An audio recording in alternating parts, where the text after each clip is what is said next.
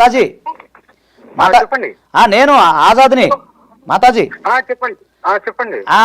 ఏం లేదు, అది ఇంటర్వ్యూలో ఉన్నాము, మీకు బెదిరింపు కాల్స్ వచ్చినాయి అని చెప్పి చెప్తా ఉన్నారు.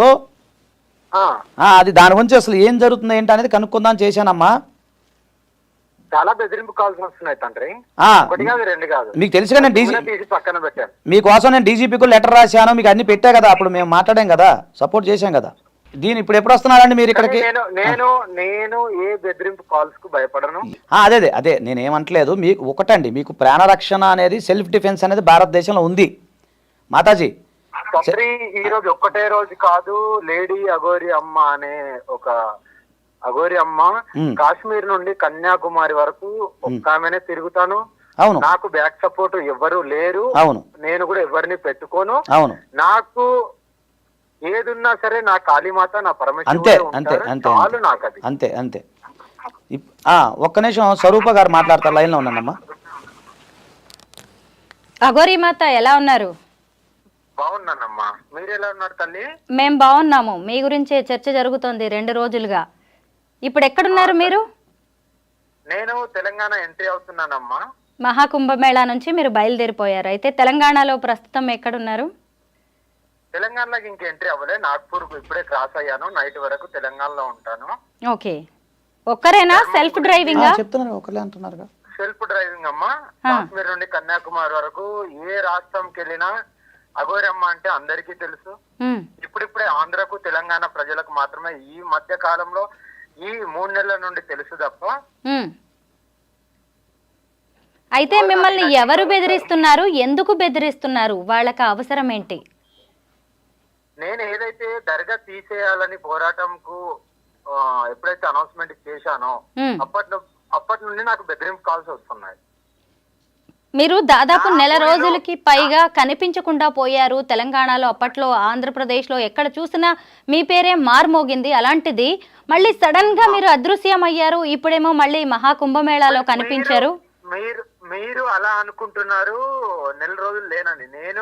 నాకు నా ఏదైతే సాధన ఉంటుందో అది మెయిన్ ఇంపార్టెంట్. దాని తర్వాత నాకు కొన్ని ఉంటాయి, దానికి ఆ రిస్ట్రిక్షన్ వల్లనే నేను నడుస్తుంటాను.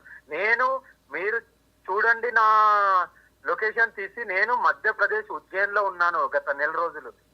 అక్కడ నేను శివ సాధన చేస్తూ, నా వంతు నేను పూజలు చేస్తూ, ఇంకా ఎలా నేను ఇంకెంత కఠోరంగా నా ధర్మాన్ని కాపాడుకోవాలి, ఇంకెంత ఫోర్స్ గా వెళ్ళాలి, అప్పుడైతేనే నా ధర్మం నిలబడుతుంది, నా ధర్మాన్ని నేను కాపాడుకోవచ్చనే ఆ ఫోర్స్ గురించి కనీసానికి నేను ఎక్కడున్నానని ఎవ్వరికి తెలియకుండా నా పూజలలో నేను లీలమై మరింత శక్తితో వస్తున్నాను. అంతే.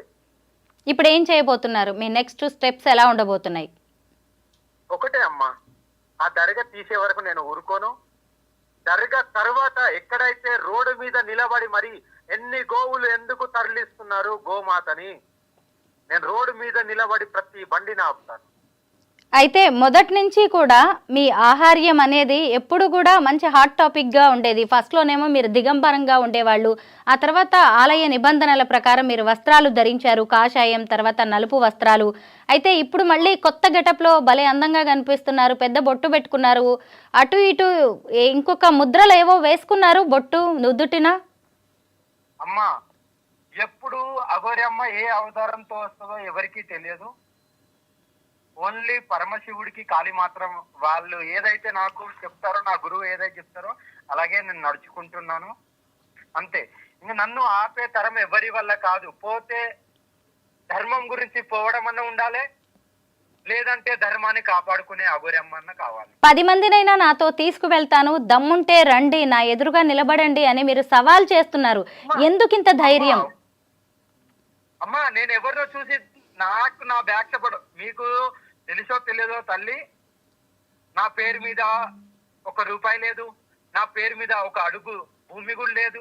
నేను ఎందుకు భయపడాలమ్మా? నిస్వార్థంగా ఏది ఆశించకుండా ఓన్లీ ధర్మం గురించి, ఆడపిల్లల సురక్షితం గురించి, గోమాత హత్య జరగకుండా ఆపడానికి ఇంత పోరాటం చేస్తున్నాను. అఘోరి మాత, మీరు ఆడవాళ్ల కోసం ఆడవాళ్ళ కోసం నిలబడతానన్నారు, హిందూ ధర్మం కోసం మీరు నిలబడతానన్నారు. ఆ తర్వాత శవ సాధన కోసం మీరు ఉజ్జయిని వెళ్ళారు. ఈలోగా హైదరాబాద్లో, తెలంగాణలో ఎన్ని ఘోరాలు జరిగిపోయాయో తెలుసా? ముఖ్యంగా ఆడవాళ్ళు చాలా మంది ఈ రోజు కూడా మనం చూడొచ్చు. ఒక భర్త అయితే భార్యను చంపేశాడు. మీరు ప్రశ్నించే హక్కు ఉంది కదా నీకు, దానికి సమాధానం నేను ఇస్తాను. నువ్వు ప్రశ్నిస్తున్నావు కదా, ఇదే మీడియా అక్కడికి ఎందుకు వెళ్ళట్లేదు? వెళ్తున్నాం, మాట్లాడుతున్నాం దీని మీద, ఇలాగే మిమ్మల్ని ప్రశ్నించినట్టుగానే. అమ్మా, నోట్లకెళ్ళి శబ్దం బయటికి వస్తే పనులు కావు తల్లి, చేతలు కూడా కావాలి. అదే రేపు చేసిన వాడిని అంగం కోయడానికి ఎందుకు వెనకాడుతున్నారు? మీకు ఎందుకంటే మీకు ఉద్యోగాలు ఉన్నాయి, తల్లి తండ్రి ఉద్యోగం, వీటిలో మీరు ఈ మోమాయలో లీలమైపోయారు కాబట్టి, అందులో ఇరుక్కున్నారు కాబట్టి మీరు చేయలేరు. ఏది ఆశించకుండా నేను చేస్తాను. ఎవరైనా ప్రోత్సహిస్తే ప్రోత్సహించని, లేకుంటే కళ్ళు మూసుకొని ఉండని. కానీ నేను ఇలాగే ఉంటాను, ధర్మం గురించి ఇలాగే ఆడపిల్లల గురించి పోరాడతాను. అఘోరి మాత, ఇంతకు ముందు కూడా మీరు ఆంధ్రాకి తెలంగాణకి వచ్చినప్పుడు కొంత ఇబ్బందులు ఎదుర్కొన్నారు. మళ్ళీ ధైర్యంగా తెలంగాణకి వస్తున్నారు. ఇది నా ప్రాంతం, నేను నా వేములవాడ దర్గా వాటన్నిటిని తీసే ఇస్తానని కూడా ఇంత గట్టిగా చెప్తున్నారు. ఒక్క మాట చెప్తా తల్లి, భూమాత ఎవరి సొత్తు కాదు. ఇక్కడ బతికే అందరికి, ప్రతి ప్రాణికి హక్కు ఉంది ఇక్కడ బతకడానికి. చెట్టు నుండి ప్రతి ప్రాణి నుండి ఇక్కడ బతకడానికి హక్కు ఉంది. రావద్దు అనడానికి మీరెవరు? నేను ప్రశ్నిస్తున్నాను. నన్ను రావద్దు అన్న వాళ్లకు నన్ను రావద్దు అనడానికి మీరెవరు? మిమ్మల్ని ఎవ్వరు రావద్దు అనరు. మీలాంటి వాళ్ళ వెనక నిలబడ్డానికి సాయికృష్ణ ఆజాద్ గారు లాంటి వారు ఉన్నారు. అయితే మీరు ఒంటరిగా ఈ పోరాటం చేయలేరు. ఒక్క మాట, ఎవరినో చూసి నా బలగం బలహీనత ఏది లేదమ్మా. ఎప్పుడైతే బలగం పెరుగుతుందో అప్పుడు బలహీనత అయిపోతాం. ఎప్పుడైతే బలగం పెరుగుతుందో అప్పుడు బలహీనత అయిపోతాం. ఎప్పుడైతే ఒంటరిగా ఉంటావో కట్టర్ హిందూగానే ఉంటాం. అయితే ఒంటరిగానే పోరాటం చేస్తారా? ఒంటరిగానే చేస్తాను, ఒంటరిగానే ఉంటాను. ఎన్ని కేసులన్నా పెట్టుకొని నాకు కేసులు వర్తించవు. నేను హిమాలయాస్ లో ఉన్నా ఒకటే, చెట్టు కింద జైల్లో ఉన్నా ఒకటే, రోడ్డు మీద ఉన్నా ఒకటే, కింద ఉన్నా ఒకటే, జైల్లో ఉన్నా ఒకటే. ఆజాద్ గారు మీతో మాట్లాడతారు ఒక్కసారి. అమ్మా, మీరు చెప్పింది 100% నేను అదే చెప్తున్నాను. ఫస్ట్ కాంచి కూడా అదే చెప్తున్నా. మీరు ఎక్కడున్నా ఒకటే, ఎక్కడైనా సాధన చేస్తూనే ఉంటారు. కాకపోతే అమ్మా లైన్లో ఉన్నారా? చెప్పండి. ఇప్పుడు కాకపోతే ఏంటంటే మనకు ఒక రాజ్యాంగము, ఒక చట్టము అనేది ఉంటుంది. ఓకేనమ్మా? అదే నేను లౌక్యంగా ఆ రోజు కూడా చెప్పాను మీకు. ఒక్క నిమిషం ఆ రోజు కూడా చెప్పాను. రాజ్యాంగం అనేది మీరు రాసించుకున్నారు. మీరు అదే పర్వాలేదు, కానీ మనం రాజ్యాంగంలో ఉన్నాం కాబట్టి కొంచెం లౌక్యంగా కూడా ఉండాలంటున్నాం. అధర్మమైనప్పుడు రాజ్యాంగం ఏడికి పోయింది? అవునవును, ధర్మం అధర్మంగా ఉంది, రాజ్యాంగం ఏడికి పోయింది? అదే చేద్దాం, దాని ప్రకారంగానే చేద్దాం తల్లి. నేనేమంటలేదు, లౌక్యంగా కూడా ఉండాలి. ఆ రోజు అన్నాను. ఎవరి సపోర్ట్ అక్కర్లేదు, కాళీమాత పరమశివుడు చాలు. ఎస్, ఇది మంచి మాట అన్నారు. దేవుడు కూడా తన డైరెక్ట్ గా రాడు, దేవుడు మానవ రూపంలోనే వస్తారు. దేవుడు అనే వ్యక్తి కూడా మీకు తెలియదు ఏముంది.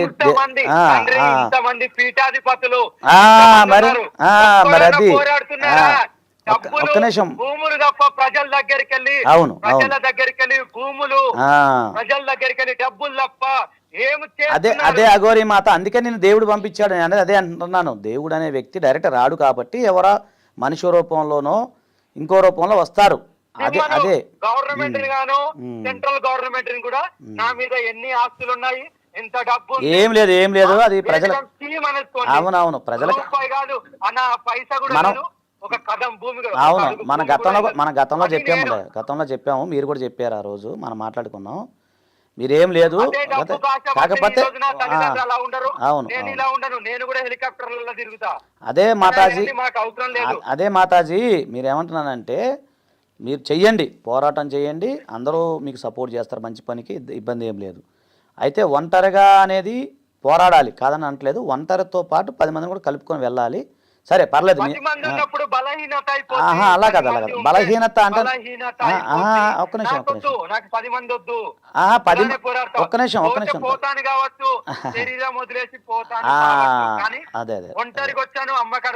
అదే పర్లేదు మీ నిర్ణయం మంచిదే.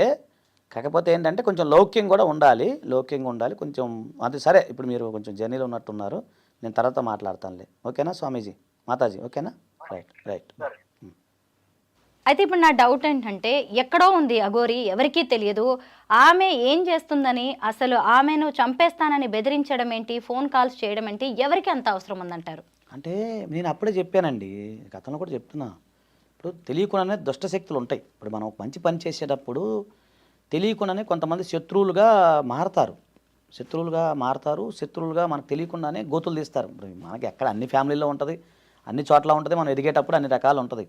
ఇప్పుడు ఎందుకంటే మొదటిదాకా స్టార్టింగ్లో అఘోరి గురించి ఇంటర్వ్యూలు చేసి ఆమె కోసం నైట్లు ఆమె కోసం ఎదురు చూసిన మీడియా వాళ్ళు తర్వాత సడన్గా మళ్ళీ ప్లేట్ ఫిరాయించేసి ఆమెకి ఎంగనెస్ట్గా చేయటం మొదలుపెట్టారు. అంటే ఇది ఏ కోణంలో మనం అనుకోవాలనేది మనం ఆలోచించాలి ఒకటి. రెండోది, ఇప్పుడు ఆమె ఏమంటుంది, హిందూ ధర్మ పరిరక్షణ కోసం నేను పోరాడుతా అంటుంది. నష్టమేముంది? ఇప్పుడు ఆమె ఎవరికి ఏమైనా అన్యాయం చేయట్లేదు కదండి. ఎన్నో అన్యాయాలు జరుగుతున్నాయి భారతదేశంలో, ఎంతో కుంభకోణాలు జరుగుతున్నాయి, ఎన్నో స్కీములు జరుగుతున్నాయి, ఎంతోమంది భారత ప్రజల్ని దోచుకుంటున్నారు. ఎన్ని కుంభకోణాలు జరగట్లేదండి. ఎంత భారత ఆర్థిక వ్యవస్థ కొన్ని సందర్భాల్లో కుదేళ్ళు అయింది. ఇప్పుడు అర్షద్ మహల్ కుంభకోణం అయితే కుదేళ్ళు అయింది భారతదేశం. ఎన్ని గడ్డి కుంభకోణం, ఆ కుంభకోణం, ఈ కుంభకోణం ఎన్ని చూడలేదండి. ఇప్పుడు అలా ఏమేం చేయలేదు కదా, దానివల్ల ఏం లేదు. ఏమేమి ల్యాండ్ ఆర్డర్ ప్రాబ్లం చేసింది ఏం లేదు. ఆడెవడో కొండను తవ్వి ఎలకను పెట్టినట్టు కోడిని కోసినందుకు కేసు పెట్టారు, అది 100 రూపాయల కేసు. అదొక విషయం వింత. నేను అది కూడా మాట్లాడాను తర్వాత, అదే కాంటే 100 రూపాయలు నేనే కడతాలేండి అని చెప్పి. ఏముంటుంది దాంట్లో, ఆమె చేసింది నేరం ఏంటి, ఘోరం ఏంటి? ఏమి లేదండి. ఏంటంటే ఒక భారతదేశంలో ఒక హిందుత్వం దాని మీద రకరకాల వ్యాఖ్యానాలు చేస్తుంటాడు. అదని ఇదని ఉన్నారు చాలామంది తయారయ్యారు ఈ మధ్య. అదొక ఫ్యాషన్ అయిపోయింది. ఒక బైర్ నరేష్ అని ఆయన ఉంటాడు, ఏదో మాట్లాడుతూ ఉంటాడు, ఏదో అది. మరి వేరే మతాల మీద మాట్లాడరు ఎందుకండి? వేరే మతాల మీద మాట్లాడే దమ్ము వాళ్ళకు ఉంటుందా? మాట్లాడలేరు. ఇంకో ఆయన ఏమంటాడు, ముక్కోడి దేవతలు అంటే దానికి ఒక సిస్టమ్ అని సంస్కృతంలో ఒక మాట చెప్పాడు ఒక ఆయన పెద్ద ఆయన. అది కాకుండా ఏదో మాట్లాడుతూ ఉంటారు. అంటే హిందుత్వం అంటే ప్రతి ఒక్కడు మాట్లాడేవాడే, ప్రతి ఒక్కడు ఏదో నోరుజారి వాగేవాడే. మరి ఎవరు ముందుకు రావాలి? ఇప్పుడు అందరూ ఏమనుకుంటారు, మనదే వీర శివాజీకి జై, నేను కూడా వీర శివాజీకి జై అంట. మన ఇంట్లో వీర శివాజీ పుట్టాలని అనుకోను, నేను వీర శివాజీగా మారాలని నేను అనుకోను. పక్కింట్లో పుట్టాలనుకుంటాం, లేదా ఇంకోటి ఎవరో చేయాలి, మనం ఉండాలనుకుంటాం. అది మన సైకాలజీ, హ్యూమన్ సైకాలజీ. అయితే మొదటి నుంచి కూడా ఈ అఘోరి మాటలు కావచ్చు, ఆహార్యం అనేది కొంత ఫస్ట్ నుంచి కూడా డిఫరెంట్గానే ఉంది.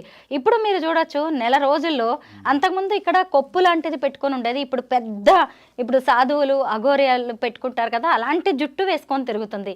అంటే అది నిజం కాదు అనేది తెలిసిపోతూనే ఉంది విగ్గులాగా. మరి ఒక హిందూ ధర్మ పరిరక్షణ కోసం పోరాడుతున్న ఆమె, సనాతన ధర్మం కోసం ఇంత పట్టుబడుతున్న మనిషి ఇవన్నీ ఎందుకంటారు? ఇగ్గు ఏమైంది మేడం, నా జుట్లో నేను ఇగ్గు పెట్టుకుని మీకు వచ్చే ప్రాబ్లం ఏంటి? అంతేనంటారా? అఘోరాగా కనిపించాలి అలా కాదండి, కాదు. అఘోరా అంటేనే వింతగా ఉంటారు. ఒక బాబా చెయ్యెత్తి ఇట్లా ఆయన 10-20 ఏళ్ళు అవుతుంది ఆయన చెయ్యి పైకెత్తి కూర్చున్నాడు. అట్లా ఒక బాబా ఇంకోటి చేస్తారు, విన్యాసం చేస్తారు. ఒక బాబా దాందే ఉందండి. ఇప్పుడు ఆహార్యం ఆయన ఇష్టం, ఆమె ఇష్టం. ఇప్పుడు నాకు జుట్టు లేదు, నేను పెట్టుకుంటే మీకు ఆయన అభ్యంతరమా? ఆమె జుట్టు లేదని ఆమె పెట్టుకుంటే మనకేం అభ్యంతరం? మనం ఇప్పుడు ఆమె వేసుకునే బట్టలా, ఆమె వేసే ఫ్యాషన్ షోనా కాదు మనకు కావాల్సింది. ఆమె ఒక హిందూ ధర్మ పరిరక్షణ కోసం పోరాడుతుందా లేదా? ఎందుకీ మొండి ధైర్యం? అదే కొంచెం చెప్పే కదా, కొంచెం అక్కడ వాతావరణం వేరు. ఇప్పుడు ఆమె వచ్చిన వాతావరణం వేరు. నేను అదే చెప్తున్నాను. మొన్న నా దగ్గర వేరే వీడియోలు కూడా ఉన్నాయి, నేను మాట్లాడినవి కూడా ఉన్నాయి. మన దాంట్లోనే మాట్లాడాం. అప్పుడు ఏమందంటే, అవును లౌక్యంగా నేను మాట్లాడాలి, నేను సమాజంలో లేను కదా, సమాజంలోకి వచ్చినప్పుడు ఒకలాగా ఉండాలి అన్నప్పుడు. అక్కడ ఏంటంటే ఇప్పుడు ఆ ఉన్న ప్రదేశం 2 నెలలు 3 నెలలు ఉన్నది చూసారా, ఆ వాతావరణం అంతా ఇలాగే ఉంటుంది. ఇప్పుడు ఏమో మాట్లాడే ధోరణి, ఎవరికి పట్టించుకోకపోవటం. ఇప్పుడు హిమాలయాల్లో ఉన్న ఒకటే, జైల్లో ఉన్న ఒకటే, మీకు అర్థమవుతుంది కదండి. ఇప్పుడు ఆ నాగసాధువులు అఘోరిలో ఉన్న వాతావరణం ఎలా ఉంటుంది? సైకాలజీ ఆలోచించండి మీరు, ఎలా ఉంటుంది? మొండి ధైర్యం ఉంటుంది, అంతేనా? ఆ మొండి ధైర్యం, ఆ సైకాలజీ అది వేరు ఉంటుంది. మళ్ళీ మన సామాజిక అరణ్యం, ఇప్పుడు మన జనారణ్యం అంటాం మనం. జనారణ్యం వచ్చినప్పుడు ఇక్కడ సైకాలజీ వేరు ఉంటుంది. కాబట్టి మనం అక్కడ ఉన్న సైకాలజీలో ఏంటంటే, చాలామంది నాగసాధువులు కోట్లాది మంది రావటం, ఆమె అందులో ఇంతమంది నాకు ఉన్నారు, ఏదో చెయ్యాలని ఒక రకమైన ఆవేశం ఉండడం సహజం, కాదని అనట్లేదు. సో మళ్ళీ ఇక్కడ జనారణ్యం వచ్చేసరికి ఇక్కడ సైకాలజీ వేరు ఉంటుంది. కాబట్టి ఇప్పుడు ఆమె ఉన్న సర్కమ్స్టాన్సెస్ ఆమె అలాగే మాట్లాడటమే కరెక్ట్. ఎందుకంటే మొన్నదాకా ప్రయోగరాలు 40 కోట్ల మంది దాకా వచ్చిపోయారు, విదేశీ సాధువులు వచ్చారు, సాధు సన్యాసులు చూస్తున్న కళ్ళు అసలు ఏందబ్బా 150 సంవత్సరాలకు ఒకసారి వస్తుందని చెప్తున్నారు. మన అదృష్టవంతులం. మనం దగ్గర పోయి చూడపోయినా ఆ మీడియా పుణ్యం అని చెప్పి చూస్తూ ఉన్నాం. రకరకాల సన్యాసులు అబ్బా అట్లా ఉంది. ఇప్పుడు ఆమె అక్కడ ఇప్పుడు మనం ఇక్కడి నుంచి చూస్తేనే అంత ధైర్యం మనకి హిందుత్వంలో బ్లడ్ ఉడికిపోతున్నప్పుడు ఆమె అక్కడ ఉండి వచ్చినప్పుడు ఆమెకు ఏమనిపిస్తుంది, ఏదో చెయ్యాలి, ఈ సమాజాన్ని ఏదో చేయాలని ఆ విషయంలో వస్తారు సహజం. మళ్ళీ ఇక్కడికి వచ్చిన జనారంజనకు వచ్చిన తర్వాత ఆ వేడి చల్లారిపోతుంది. ఇక మీదట కూడా మీరు అఘోరీతోనే ఉంటారా? ఖచ్చితంగా ఉంటానమ్మా. నేను ఒకటి చెప్తాను, అఘోరి అనేది పక్కన పెడితే హిందూ ధర్మం కోసం, హిందూ పరిరక్షణ కోసం ఎవరు ఏ ప్రయత్నం చేసినా ముందు నిలబడేది నేనే. ఒక లాయర్గా కావచ్చు, ఒక వ్యక్తిగా కావచ్చు, ఇంకో రకంగా కావచ్చు. హిందూ ధర్మ పరిరక్షణ కోసం ఖచ్చితంగా నేను నిలబెడతాను, అందులో సమస్య లేదు. చాలామంది ఏంటంటే నా పేరు సాయి కృష్ణ ఆజాద్. ఆజాద్ అంటే ముస్లిం అనుకుంటారు, కాదండి. దీన్ని ఈ వీడియో దయచేసి మీరు ప్లే చేయండి. ఆజాద్ అంటే చంద్రశేఖర్ ఆజాద్.